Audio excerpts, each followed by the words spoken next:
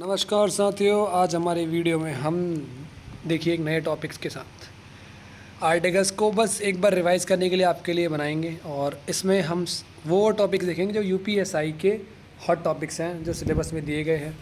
और मेरे लिए मुझे लगता है सबसे पहले केंद्र राज्य संबंध में जो आर्टिकल हैं जो कि 245 के आसपास से स्टार्ट होते हैं।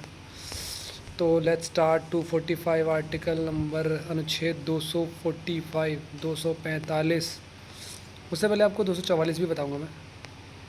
ठीक है, देखो 244 स्टार्ट करते हैं केंद्र राज्य संबंध से, जो कि आपका हॉट टॉपिक है। उसमें आपको पढ़ना ही पढ़ना है। तो कुछ आर्टिकल्स, जब जितने भी आर्टिकल है उसको फटाफट से 5 मिनट के अंदर एक बार हम देख लेते हैं। 243 ज़ीरो पंचायत चुनावों में न्यायालय के हस्तक्षेप पर रोक, ऐसा होता है। इसका आर्टिकल आपको मैं बताऊं डीपीएसपी के अकॉर्डिंग है कि आर्टिकल 50 कहता है कार्यपालिका का न्यायपालिका से पृथक्करण में अगर इसका अनुवाद मिल जाएगा।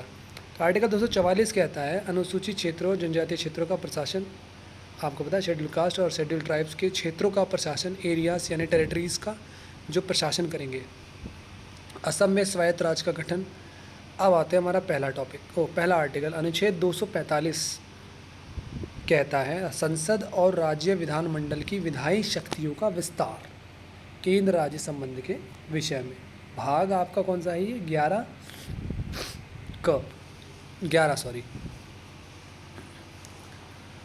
अनुच्छेद 246 कहता है संसद और राज्य विधानमंडल के विषयों की सूची। जो विषय हैं केंद्र राज्य संबंध को लेकर, उसमें संसद और राज्य विधानमंडलों के कुछ विषय हैं जिसपे वो कानून बनाएंगे। 246 से वस्तु एवं सेवा कर गुड्स एंड सर्विस टैक्स पर विशेष प्रावधान दे दिया गया है। देखो ये ऐड हुआ होगा यकीनन 2016 में, 15 में शायद, 15 या 16 के टाइम पे जब ये अमेंडमेंट हुआ था जीएसटी के लिए। तब तक कमेंट कर दो जीएसटी काउंसिल को लेके कौन सा आर्टिकल डिफाइन करता है जीएसटी काउंसिल। अनुच्छेद 247 संसद द्वारा अतिरिक्त न्यायालयों की स्थापना। देखो अतिरिक्त न्यायालयों की स्थापना संसद द्वारा कैसे की जाती है, जब कोई ना कोई डिस्प्यूट होता है भाई, केंद्र राज्य संबंध में अतिरिक्त न्यायालयों की स्थापना की जाएगी। संसद की अवशिष्ट शक्तियाँ, ये वही अवशिष्ट शक्तियों की बात हो रही है जिसमें अवशिष्ट सूचियाँ हैं जो ना संघ में है, ना राज्य में है, ना संवर्ती में है। वो किस में है? 248 आर्टिकल 248 के तहत केंद्र राज्य संबंध के भाग में यहाँ पर 248 के तहत दे रही है। आर्टिकल 249 राष्ट्रीय हित में राज्य सूची के विषयों पर संसद की शक्ति। समझ लो तुम ये चीज़, राज्य सूची के विषय में संसद की शक्ति। आर्टिकल 250 आपातकाल में राज्य सूची के विषयों पर संसद की शक्ति। जब आपातकाल लगेगा तो भाई संसद ही बनाएगी ना। राज्य सूची में आर्टिकल 251 राज्य सूची में संसद और राज्य कानूनों के टकराव की स्थिति में संसद का कानून प्रभावी। ये तुम्हें पता है कि अगर दोनों में टकराव हो रहा है तो संसद जो कानून बना रही है वो प्रभावी होगा। लेकिन किस आर्टिकल के तहत? 251 के तहत। पूछ लेगा 251 लिख देगा, लेकिन आपको नीचे ऑप्शन में ये वाली लाइन लिखी आएगी। अनुच्छेद 252 कहता है राज्यों की सहमति से संसद द्वारा कानून बनाना। राज्यों की सहमति से संसद द्वारा कानून बनाना, ये भी एक आपको पूछा जाता है और बताया जाता है कि 2 राज्य सहमत होकर संसद से कह सकते हैं कि जी ऐसा कानून बनाओ। उनकी सहमति पर संसद कानून बना देता है। अंतर्राष्ट्रीय समझौते के लिए संसद की शक्ति है। अंतर्राष्ट्रीय समझौते हुए अब उसमें क्या है, कानून बनाने की आवश्यकता पड़ रही है। तो जब वो समझाने और बताने की बात आ रही है तो भाई अब एक राज्य थोड़ी बनाएगा उसके लिए कानून, संसद बनाएगी। 254 समवर्ती सूची में संसद और राज्य कानूनों का टकराव हो रहा है। तो यहाँ पे क्या है, इनको डिफाइंड किया गया है कि कौन इसमें पावरफुल होगा, कौन बताया जाएगा। 255 राष्ट्रपति की पूर्व स्वीकृति के बिना कानून की वैधता। अब ये तुम समझ लो भाई। अनुच्छेद 256 राज्य सरकार का केंद्र के निर्देशों का पालन करना। मतलब केंद्र ने निर्देश दिया आर्टिकल 256 के तहत तो राज्य सरकार को मानना होगा। तुम्हें पता है अगर केंद्र ने कोई निर्देश दिया राज्य सरकार को और राज्य सरकार केंद्र की उस बात को, यानी प्रेसिडेंट की किसी बात को, प्रेसिडेंट ने अगर कोई आदेश दिया राज्य सरकार को और वो उसे नहीं मानती है, उल्लंघन करते हैं, तो भाई आर्टिकल 365 के तहत क्या होगा तुम जब समझ जाओ। तुम्हें वो याद कर लो, मैंने याद कर रखा है, तुम भी याद कर सकते हो। अनुच्छेद 257 राज्यों के कार्यों पर केंद्र का नियंत्रण। सबको पता है केंद्र के कार्य राज्यों को सौंपना। केंद्र के कार्य राज्यों को सौंपना। आपके लिए एक सवाल है, अवशिष्ट शक्तियों को प्रभावी जो हमने बना रखा है वो हमने कहाँ से ग्रहण किया है, किस कंट्री के कॉन्स्टिट्यूशन से किया है। 258 आर्टिकल कहता है केंद्र का कार्य राज्य को सौंपना, केंद्र के कुछ कार्य को राज्य को सौंप देना। और 58 ये कहता है राज्य के कार्य को केंद्र को सौंप देना। चलिए 5 मिनट तो हो गए हमारे, लेकिन हम कोशिश करेंगे कि इसे जल्द से जल्द निपटाएँ। 59 निरस्त कर दिया गया। भारत के बाहर कुछ क्षेत्रों का प्रशासन। 261 न्यायिक कार्रवाई और सार्वजनिक कृत्यों की पूर्ण निष्ठा और श्रेय। न्यायिक कार्रवाई, जुडिशियल कार्रवाई और सार्वजनिक कृत्य, है ना, पब्लिक जो वर्क हो गया, पूर्ण निष्ठा और श्रेय 261 में डिफाइन किया गया। अंतर्राज्यीय जल विवादों का निपटारा। भाई देखो गोदावरी, कृष्णा, और जिन इन दो राज्यों के बीच में हमेशा साउदर्न पार्ट्स में तेलंगाना, आंध्रा, इनमें ज़्यादातर डिस्प्यूट चलता रहता है, तो इसको लेकर ज़्यादा इसको ही लेकर निपटारा करने के लिए आर्टिकल उस बहुत साल पहले सोच लिया भाई कि दिक्कतें आने वाली हैं, चीज़ों को ऐड करके रखो। 263 अंतर्राज्यीय परिषद का गठन, है ना। अंतर्राज्यीय एक परिषद है जो दोनों के निपटारे को लेकर चीज़ों को प्रस्तुत करेगी और बताएगी, समझाएगी। इसमें सदस्य होंगे समिति के, कुछ लोग होंगे, है ना, विधानमंडल के, जहाँ के भी होंगे, किसी को तो अध्यक्ष बनाया जाएगा। 264 संघ और राज्यों के बीच समझौते। कर का आरोपण केवल कानून द्वारा होगा। भाई 265 कह रहा है भारत की 365 क्या कहता है आर्टिकल, प्लीज़ कमेंट करके बता सकते हो आप लोग मुझे।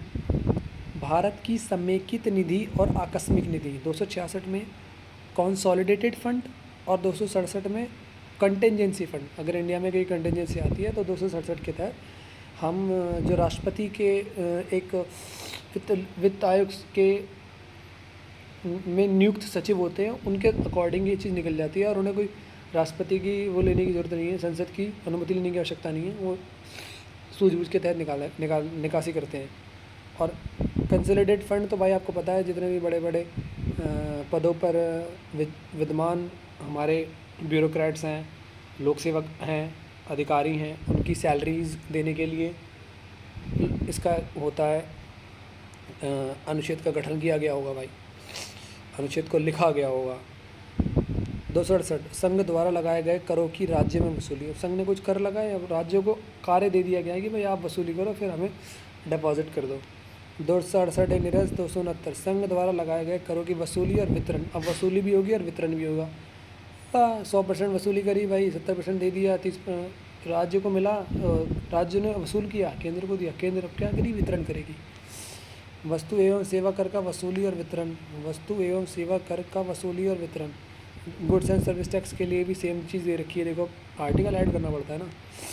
270 करों के राजस्व का राज्यों को वितरण। करों के राजस्व, टैक्स इकट्ठा हुआ, अब राज्यों को वितरण किया जाएगा 270 के तहत। भाई ध्यान रखना। 271 करों पर अधिभार लगाने का संसद का अधिकार। करों पर अधिभार लगाने का संसद का अधिकार है। भाई अधिभार मुझे नहीं पता क्या होता है। 272 हटा दिया गया। पूर्वी क्षेत्र के राज्यों को अतिरिक्त अनुदान। ये तो सबको पता है कि जो हमारे ईस्टर्न पार्ट्स के स्टेट्स हैं उनको स्पेशल प्रोविज़न मिले पड़े हैं, स्पेशल फंड डिफाइन किया जाता है ताकि वो और विकास कर सकें। थोड़ा उनका जो उस तरह का विकास नहीं हो पाता है ना, फाइनेंशियल हेल्प एड्स देने के लिए ये चीज़ें हो। और आर्टिकल्स में दे रखी है भाई, कॉन्स्टिट्यूशन के पर्टिकुलर आर्टिकल दे रखा है, पूर्वी क्षेत्रों के राज्यों को अतिरिक्त अनुदान। सवाल आ सकता है, देखो ये वाला 273 वाला। कुछ विधेयकों पर राष्ट्रपति की सिफारिशें। कुछ विधेयकों पर राष्ट्रपति की सिफारिशें। एक मिनट, अगर हम इसमें कुछ पेन चला सकें, मैं लेट मी डू द, है ना, एडिट कर सकते हैं कैसे, मुझे नहीं पता यार, मुझे इसके बारे में, मुझे पीडीएफ को एडिट करना खास नहीं आता है, बट नहीं एडिट नहीं कर सकते भाई इसे। कुछ विधेयकों पर राष्ट्रपति की सिफारिशों के लिए रखा गया। आर्टिकल 275 राज्यों को अनुदान। राज्य कुछ भी भाई अनुदान मांग सकते हैं, आपको पता ही है ना। अनुच्छेद 276 पेशों, व्यवसायों, व्यावसायिकों और रोजगार पर कर लगाने की शक्ति। कोई भी चीज़, नई चीज़ कंस्ट्रक्ट हुई है ना, अब वो धीरे धीरे फैल गई, अब उस पर किस तरह का टैक्स लगेगा, ये चीज़ 276 के तहत तय की जाएगी कि भाई किस प्रकार का टैक्स लगेगा, है ना, क्या है वो पेशा, क्या व्यवसाय है, क्या बिजनेस है, डिफाइंड होगा, तब जाके उस पर एक तरह का टैक्स लगेगा। समझ रहे हो आप, कुछ भी हो सकता है। मौजूदा करों का निरंतरता, ये तो घुमाने वाली बात होगी। 78 निरस्त है 79 भारत की आय की गणना। अब आर्टिकल 279 के तहत भारत की आय की गणना, अब तुम इसे देख सकते हो, एक आर्टिकल है 148 जिसमें कॉम्प्ट्रोलर एंड ऑडिटर जनरल जो खर्चों को भारत में हो रहे जितने भी सरकारी और सरकारी आई बिलीव मेनली सरकारी विभागों के थ्रू जो खर्चा होता है और जो उनकी बिलिंग्स होती हैं उसको चेक करते हैं। कॉम्प्ट्रोलर एंड ऑडिटर जनरल कहता है, ऑडिटर जनरल कहा जाता है आर्टिकल 148 के तहत। अब आप देख लो 279 का है भारत की आय की गणना। अब आय की गणना के लिए भी आर्टिकल है, कोई अधिकारी नियुक्त होता होगा भाई ज़रूर। आर्टिकल 279 नहीं, वस्तु एवं सेवा कर परिषद, ये तो नॉर्मल है कि आपको पता है जीएसटी के लिए सेवा कर का परिषद है।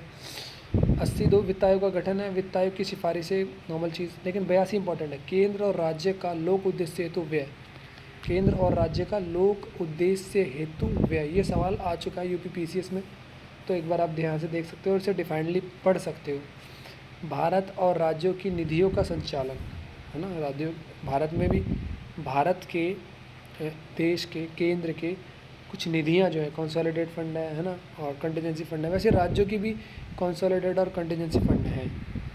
284 सार्वजनिक धन का जमा, सार्वजनिक धन जो प्राप्त हुआ है, मिला या कहीं से इकट्ठा हो रहा है या टूट रहा है फूट रहा है, उसके जमा राशि 284 के तहत। केंद्र सरकार की संपत्ति पर राज्य करों से छूट, केंद्र सरकार की संपत्ति है, राज्य का कर नहीं लगेगा उस पर, राज्य कर लगाने की शक्ति पर प्रतिबंध भी है। अब 287 बिजली पर कर से छूट, अब इसे आप एकदम छोटा सा है, बिजली पर करों से छूट किस आर्टिकल के तहत है पूछ लेगा भाई, 287 के तहत आर्टिकल। अनुच्छेद 288 कुछ उत्पादों पर कर लगाने की शक्ति का प्रतिबंध है, कुछ चीज़ों की प्रोडक्शन पर टैक्स लगाने की शक्ति का प्रतिबंध है भाई, इस पर टैक्स नहीं लगेगा। अब ये तो मुझे भी नहीं पता कौन कौन से हैं, बट लेट्स सी। राज्यों की संपत्ति पर केंद्र कर से छूट, राज्यों को वार्षिक भुगतान, राज्यों को वार्षिक भुगतान भाई केंद्र सरकार देती है ना कि आप ये चीज़ें मेंटेन करो बनाओ, सरकार का पैसा कहाँ जा रहा है, इसलिए में तो जा रहा है, रोड बनाओ, ये बनाओ, वो बनाओ, और बहुत सी चीज़ें हैं, इसीलिए तो इसका नाम रखा गया केंद्र राज्य संबंध भाग 11-12, समझ रहे हो, समझो। केंद्र सरकार की उधार लेने की शक्ति भाई, वो भी देखो 290 AX सिख गुरुद्वारा के लिए वार्षिक भुगतान, एक अलग आर्टिकल है, स्पेशल आर्टिकल 90A जोड़ा गया। कोई बता सकता है कि कमेंट सेक्शन में कि किस अमेंडमेंट के थ्रू 290A आर्टिकल को जोड़ा गया है, सिख गुरुद्वारा के लिए वार्षिक भुगतान, मुझे तो नहीं पता था, बट लेट मी सी कि किसको पता है। अब अनुच्छेद 292 कहता है केंद्र सरकार की उधार लेने की शक्ति, सही है, राज्य सरकार की उधार लेने की शक्ति भी होगी, है भाई 293 में। संपत्ति अधिकार और दायित्व का हस्तांतरण भाई देखो ये तो होता ही रहता है, हस्तांतरण होता रहता है, संपत्ति अधिकार और दायित्वों का हस्तांतरण, यानी कि एक चीज़ से दूसरी जगह ट्रांसफ़र जो हो रहा है या जो कैप्चरिंग हो रही है, हस्तांतरण हो रहा है ना। 295 संपत्ति अधिकार और दायित्व का उत्तराधिकार, अब ये उत्तराधिकार है वो हस्तांतरण था। आर्टिकल 296 उत्तराधिकार न होने पर संपत्ति का निपटा दिया जाएगा भाई संपत्ति को। समुद्री संपदा और संसाधन 297 के तहत, तो किसी के पास समुद्री संपदा है, संसाधन है, तो उसको कैसे डिफाइन किया गया 297 में बताया गया। अनुच्छेद 298 केंद्र और राज्य का व्यापार और अधिग्रहण करने का अधिकार, ठीक है, केंद्र और राज्य का व्यापार और अधिग्रहण करने का अधिकार। 299 सरकारी अनुबंध, 300 सरकार पर मुकदमा, सरकार पर भी मुकदमा होता है, देख लो भाई। अनुच्छेद 300A जो आपने हर बार पढ़ा कि 31 निरस्त कर दिया गया, 300A में जोड़ दिया गया, आपकी संपत्ति का अधिकार अब मौलिक अधिकार नहीं है, आपकी संपत्ति का अधिकार अब कानूनी अधिकार है, वैधानिक अधिकार है, तो ये पढ़ लो भाई 300A। अब खास पूछा नहीं जाता लेकिन है। आर्टिकल 301 व्यापार वाणिज्य और संपर्क की स्वतंत्रता, स्वतंत्रता कितने प्रकार की हैं आप कमेंट सेक्शन में बता सकते हो। मौलिक स्वतंत्रता जो कि आपको बताया गया है कौन से आर्टिकल में, संसद द्वारा व्यापार और वाणिज्य पर प्रतिबंध के लिए भी है। राज्यों के बीच भेदभाव का निषेध, राज्य द्वारा व्यापार पर प्रतिबंध, मौजूदा कानूनों की सुरक्षा, अब निरस्त कर दिया गया 306 संक्रमणकालीन वित्तीय प्रावधान अब ऑब्सोलेट, संपत्ति और ऋण विभाजन ऑब्सोलीट, सॉरी। आर्टिकल 304(5) के प्रवर्तन हेतु प्राधिकरण, ठीक है, तो अभी भी एक्टिव है। 308 सार्वजनिक सेवाओं से संबंधित परिभाषा, ओके 307 तक ही हमें पढ़ना था। अब यहाँ से आगे की चीज़ों में 309 के बाद तो केंद्र और राज्य की सेवाओं के लिए भर्ती और सेवा शर्तें, ये पार्ट 14 की बात हो जाती है, जहाँ पर हम तो भाई वीडियो 15 मिनट से ज़्यादा की हो चुकी है। Thank you for watching. आपने केंद्र राज्य संबंध से रिलेटेड कुछ सवाल और कुछ आर्टिकल्स को देखा, कुछ चीज़ों के बारे में ध्यान दिया। मेरा स्पेशल मुद्दा नॉर्मल इस वीडियो को बनाने का यही मुद्दा था कि आप एक बार इन आर्टिकल्स को रिवाइज़ कर जाएं, देख लें और अपने ज्ञान के अनुसार कमेंट कर सकते हैं और अपने ज्ञान के अनुसार और पढ़ सकते हैं। आपको लगता है कि ये वाला आर्टिकल जो है वेल डिफाइंड मेरे दिमाग में रहना चाहिए और यूपीएससी के एग्ज़ाम में मुझे पता है आर्टिकल्स नहीं आएंगे, बट मोर और लेस चीज़ें इन्हीं के इर्द गिर्द घूमती है, आर्टिकल, पार्ट्स, शेड्यूल्स और भी जो चीज़ें हैं, फैक्ट है मेनली, है ना। तो आपको ऐसे डीपली घुस के आर्टिकल्स नहीं पूछेंगे, लेकिन इसके आसपास की ही चीज़ें पूछी जाएंगी। सेम मूल विधि के लिए भी है। आप हमारे चैनल को सब्सक्राइब कर सकते हैं। व्यूज़ बढ़ा दो थोड़े से प्लीज़, एंड सब्सक्राइब प्लीज़ दोस्तों। Thank you for watching, this is me Vivek. जल्द मिलते हैं नई वीडियो के साथ।